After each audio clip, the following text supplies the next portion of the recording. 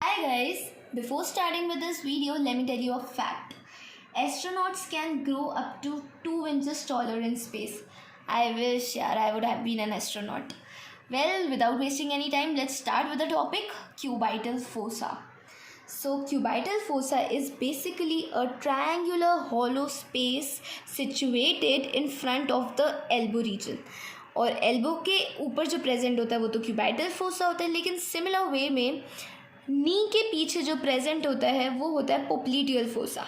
अब अगर अपन cubital fossa की बाउंड्रीज की बात करें तो इस साइड वाली मसल तो होती है ब्रेकियोरेडियालिस, मतलब जो लेटरल साइड प्रेजेंट है वो है ब्रेकियोरेडियालिस, या फिर अपन ऐसे कह सकते हैं जो रेडियस बोन की साइड प्रेजेंट है वो है ब्रेकियोरेडियालिस, और मीडियल साइड जो प्रेजेंट है वो है प्रोनेटर टीरस।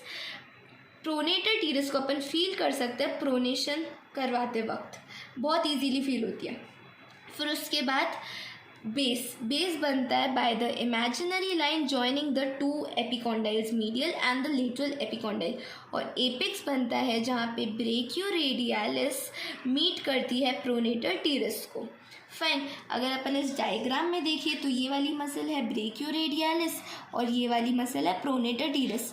ब्रेकियोरेडियालिस की ये है मीडियल बॉर्डर और ये है लेटरल बॉर्डर, प्रोनेटर टीरस की ये है मीडियल बॉर्डर और ये है लेटरल बॉर्डर। तो क्यूबाइटल फोसा की ये बाउंड्रीज फॉर्म करते हैं। फिर उसके बाद अगर अपन रूफ देखें तो सबसे ऊपर होता है स्किन के नीचे होता है सुपरफिशियल फेशिया, फिर उसके नीचे होता है डीप फेशिया, फिर उसके नीचे होता है बाइसेप्टल एपोन्यूरोसिस।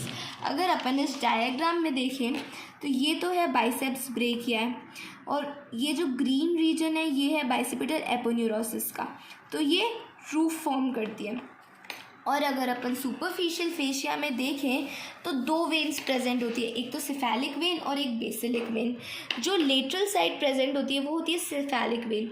अगर स्नफ बॉक्स पड़ा है तो स्नफ बॉक्स का कंटेंट होती थी सिफेलिक वेन, मतलब सिफेलिक वेन कहाँ पे प्रेजेंट होती है, लेटरल साइड, ठीक है। और मीडियल साइड जो प्रेजेंट होती है वो होती है बेसिलिक वेन, और इन दोनों वेन्स को जो जोड़ती है वो होती है मीडियन क्यूबाइटल वेन, मतलब क्यूबाइटल फोसा के बीचों बीच जो वेन पास करती है वो है मीडियन क्यूबाइटल वेन, ठीक है। और जो सिफेलिक वेन के साइड या फिर उसके साथ रन करती है नर्व वो होती है lateral cutaneous nerve of forum, और जो बेसिलिक वेन के साथ रन करती है वो होती है medial cutaneous nerve of forum.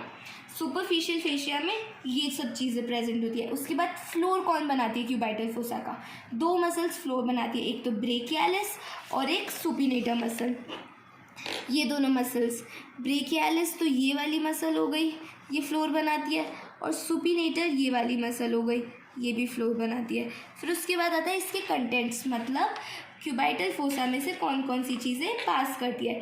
इसको लर्न करने का एक निमोनिक है MBBR, मतलब M से तो हो गई मीडियन नर्व, ये मीडियन नर्व पास करती है, और B से आती है ब्रेकियल आर्टरी। क्यूबाइटल फोसा में ब्रेकियल आर्टरी डिवाइड होती है दो आर्टरीज में, रेडियल आर्टरी और अल्नर आर्टरी, मतलब क्यूबाइटल फोसा में ब्रेकियल आर्टरी का तो टर्मिनेशन होता है और रेडियल और अल्नर आर्टरी का ओरिजिन होता है। फाइन, फिर उसके बाद आता है एक और भी, मतलब बाइसेप्स ब्रेकिया वाली मसल पास करती है, और उसके बाद आर मतलब रेडियल नर्व भी क्यूबाइटल फोसा में से पास करती है। और एक इम्पॉर्टेंट चीज़, जो अपन इंट्रावीनस इंजेक्शंस देते हैं, मतलब वेन के अंदर जो अपन इंजेक्शंस देते हैं ड्रग्स के लिए, कोई भी पर्टिकुलर मेडिसिन के लिए जो अपन इंजेक्शन देते हैं वो अपन देते हैं मीडियन क्यूबाइटल वेन में।